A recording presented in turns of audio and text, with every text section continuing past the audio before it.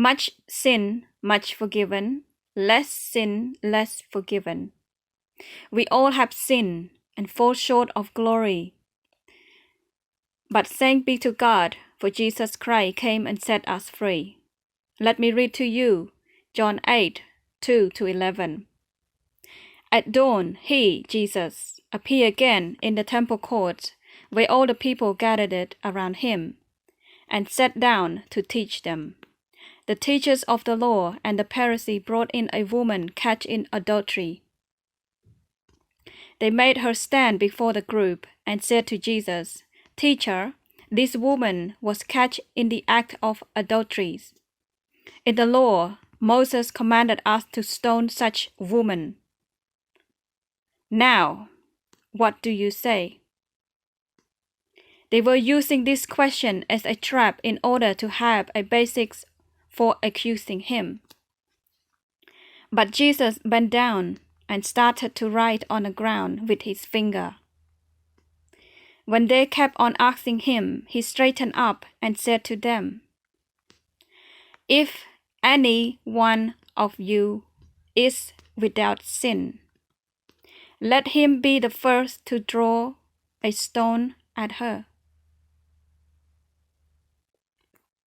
Again, he stomped down and wrote on the ground. At this, those who heard began to go away one at a time, the oldest ones first, until only Jesus was left, with the woman still standing there. Jesus straightened up and asked her, "Woman, where are they?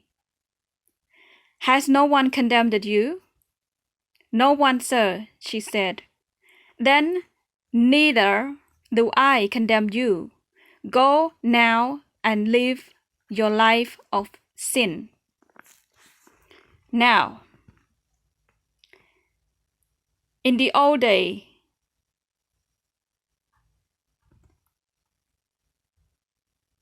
the law of Moses command that if women are catch in adultery, the woman will be killed by the stone. The people will throw the stone at her until she died because she commits sin before God.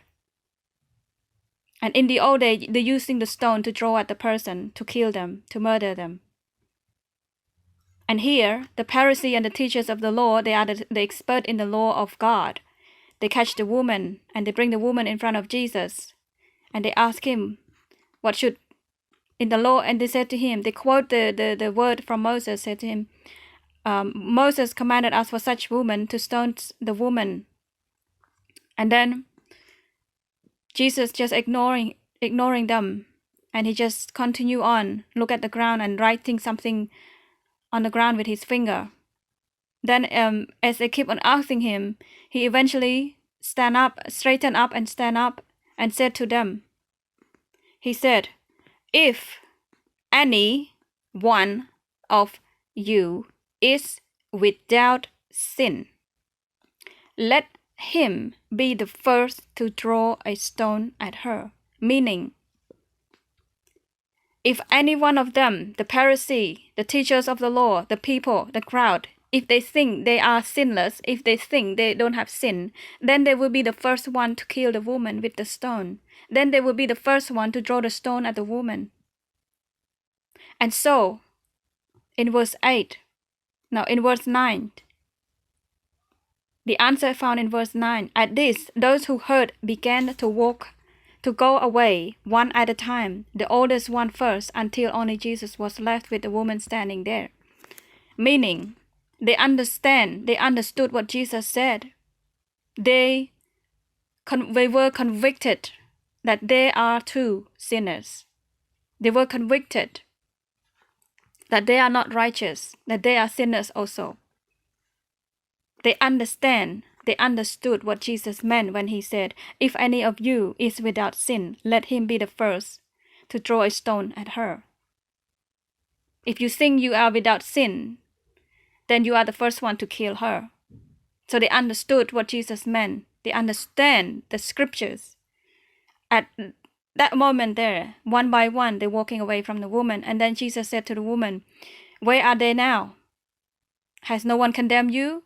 And then he said in verse 11, then neither do I condemn you. Go now and live your life of sin. He means that if the people don't condemn you, I do not condemn you also. Now you need to go and live your life and stop sinning. So adulteress, she could be committing prostitution at that time.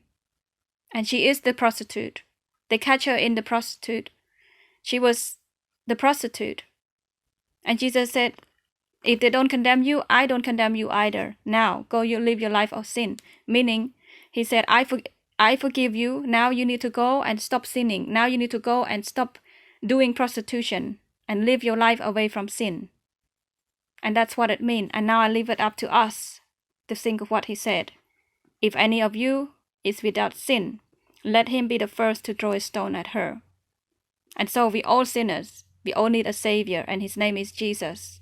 I'm speaking from a point of view of I've been there, I understand. So God bless.